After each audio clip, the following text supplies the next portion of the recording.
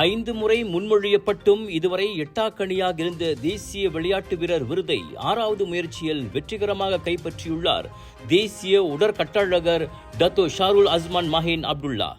2023ஆம் ஆண்டுக்கான தேசிய விளையாட்டு விருதளிப்பு விழாவில் மைக் மஹேன் அப்பிரசித்தி பெற்ற விருதை வென்றார். ஆசிய மற்றும் உலக உடற்கட்டழகர் போட்டிகளிலும் தலா 6 முறை சாம்பியன் ஆகியுள்ள மஹேனுக்கு தேசிய விளையாட்டுத்துறையின் இந்த உச்சக்கட்ட அங்கீகாரமும் 6வது முயற்சியில் கிடைத்திருப்பதன் வழி அவருக்கு 6 ராசியான எண்ணாக இருக்குமோ என பேசப்படுகிறது. அனைத்துலக அரங்கில் ஜாம்பவானாக வலம் வந்த போதும் சொந்த நாட்டில் இந்த உயரிய விருது அவருக்கு எட்டாக்கணியாகவே இருந்து வந்துள்ளது. என்றாவது ஒரு நாள் அதை வென்றாக வேண்டும் என்ற கனவு ஒரு வழியாக இப்போது நிறைவேறியிருப்பதாக கூறிய 51 வயது மஹேன் தற்போது தனது உடற்கட்டழகர் வாழ்க்கை முழுமை பெற்றிருப்பதாக சொன்னார்.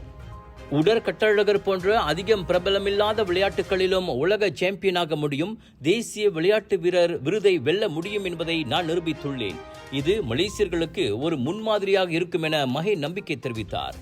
கால்பந்து விளையாட்டாளராக இருந்த மைக் மஹேன் 19 வயதில் முட்டிக்காலில் ஏற்பட்ட மோசமான காயத்தை அடுத்து அதிலிருந்து விலகி உடற்கட்டழகர் துறையை தேர்ந்தெடுத்தார்.